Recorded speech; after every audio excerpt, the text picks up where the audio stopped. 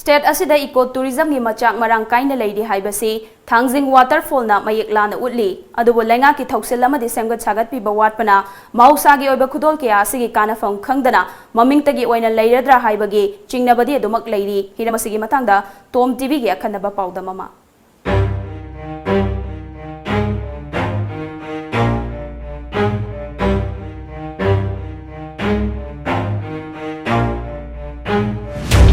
I'll get it if I want it. Gotta make to myself a promise. I won't quit, keep going till I got it. The adventure amasung ecotourism ge Pukei Wattana lay haibasi Churachandpur district ki manung chana laiba miyamna Thangjing Waterfall haina khangnariba ising saibiyashina mayek larab khudam oire hiramasiga mari leinena TOMTV ge akhanaba tim amana hairiba waterfall asigi asengba sakta madu yengchinba chatke Thangjing Waterfall Imphal dagi Churachandpur lambida kilometer 53 lom chatlaga Churachandpur district ki manung chana laiba Thangjing singda laiba adugumlaba pukning huna ningthi jaraba waterfall amane miyamna ibudau Thangjing khurumnariba Kuvam adu yaugadaba sarukhara watlingai da laiba waterfall amane waterfall asi yaunaba Bishnupur district ki Phogoksau ikhai awang lekai dagi khongna chatpada chaurakna pung 3 dagi mari fawba changi singi saruksingna ayamba oiba lambi asi kilometer 12 dagi 13 rom sangani aduga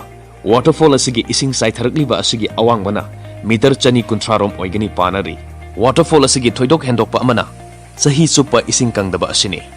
Matau karamna suklaba singi mafam amada pukning huna ningthi jaraba waterfall asi leiramlibano karamna miyam da phongdorakibagi haibagi matangda Youth Development Organization YDO Phogaksau ikhai awanglekai gi advisor Komdram Ratana asuna phongdorake ising chai bi je ahan ba je khoi ichilinau khoi mari manga kaino tawbani khoi ising je kamaina thoke mi mayamna Thangjing gi khoidogdagi thokpani na haina bajida khoina ising thokpam je liba chatpajida akhoi ising je akhoina sum karak bajida akhoi ising chai bi jina thatlaba ising thokpam je khoina thiba phangjadabne ba sum karak bajida ising chai bi jina nongai oina laigibani na ising thokpam akhoi direct maru oi bajidi phangjadre akhoi chatpati akhoi ichilinau akhoi mari manga chatlaga dumai tarawaga lairakpani thengnarakpadi kuire akhoina chahi ahum mari gumba sure adu mayam di sak tak thokpa ngamjadaba adu hatak akhoi ichilinau kalapi mayam pulap taraga akhoi sak tak thokjabani Haujimaki oina Phogaksau ikhai awanglekai dagi waterfall yobo phawgi lambi asi khongna chatpada nungaiba amadi oidri adumakpu lamdam asigi miyam maru oina nahasingna adventure amasung ecotourism saukhana bahonabadadi adumak matik charaba amadi pamjaba mafam oirakli nongmagi waterfall asi yengba lakpa migi masingsu hengalakli masina numit khudingi YDO club na voluntary service piramba adu chayol amada ningthau kaba imsa kaisa amadi irai khakta da piri waterfall asi yaunaba chatpagi lambida mahausa imagi ningthiraba saktamna chatliba singi wakhal amasung haksangda thaunasu haplari masigi mathakta waterfall yaugadaba meter 5 dagi chatruk romdi waterfall asimakta dagi chentharakpa isingi ngamlaba amadi nungjau kayana leitinglaba lambi oibana mioibagi wakhal amadi thaunabasu changyengli asigumlaba changyeng kaya asibu mayukna duna waterfall yengdaba yadi haina lakiba lamkoi amana asumna phongdokhi ngasi je koi manaba mayam lakai gi hai tare dei koi thanaba khundagi jo koi chinnaw mayam tawraga sumaina hojai kaida Thangjing waterfall ko ba koina waterfall ama lai sing sabi am lai na koi yebi da jo ama da jo thengnabadagi koi jo yingning da ngasi je koi manaba mayam tawraga lakpane ado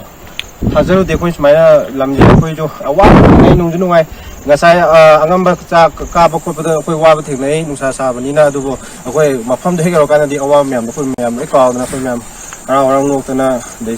acha ta ko koi mayam chamina ko mina da ngasi gi keno sigumba keno je kongcha se dum koi nungai na koi dum enjoy tawine matang asida hangba yaba wafamdi lamdam asigi tongan ba mafamda waterfall kaya leire khangnabasu mahausa gi khudol asibu yokhatuna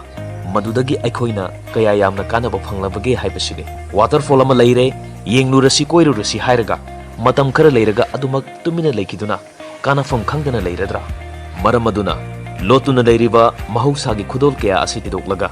lengakna thoksilamagi makhada mafam sing asi semgatlabadi adventure amasung ecotourism da maming leiraba state ama soidana oiba ngamgani haibasini tungkum kangdana singna tum Wattana leiraba waterfall na si semjanbiragadi hena tourism gi phanoda mangjing thagadra hena paba ni tourist tongba park trekking tongba ꯁꯤꯝꯕꯁꯤꯗ ꯍꯦꯟꯅ ꯈꯨꯗꯣꯡꯆꯥꯒꯗ꯭ꯔꯥ ꯍꯥꯏꯅ ꯑꯩꯈꯣꯏ ꯋꯥꯏꯗꯤꯑꯣ ꯀ꯭ꯂꯕꯅ ꯁꯤꯟꯖꯗꯨꯅ ꯑꯩꯈꯣꯏ ꯋꯥꯏꯗꯤꯑꯣ ꯀ꯭ꯂꯕꯅ ꯉꯁꯤꯐꯥꯎꯗ ꯌꯦꯡꯅꯤꯡꯕ ꯂꯥꯛꯄꯤꯔꯤꯕ ꯃꯌꯥꯝꯗ ꯑꯩꯈꯣꯏ guide ꯇꯧꯔꯒ ꯑꯗꯨꯝ ꯉꯁꯤꯐꯥꯎꯗ guide ꯇꯧꯔꯒ ꯂꯥꯛꯆꯔꯤ ꯑꯗꯨꯕꯨ ꯃꯈꯥ ꯇꯥꯅꯁꯨ ꯋꯥꯏꯗꯤꯑꯣ ꯀ꯭ꯂꯕꯅ ꯒꯥꯏꯗ ꯇꯧꯈꯤꯒꯅꯤ ꯍꯥꯏꯅ ꯑꯩꯈꯣꯏ ꯂꯥꯛꯄꯤꯔꯤꯕ ꯑꯩꯈꯣꯏ ꯌꯦꯡꯅꯤꯡꯕ ꯃꯌꯥꯝꯗ ꯑꯩꯈꯣꯏꯅ ꯃꯈꯥ ꯇꯥꯅ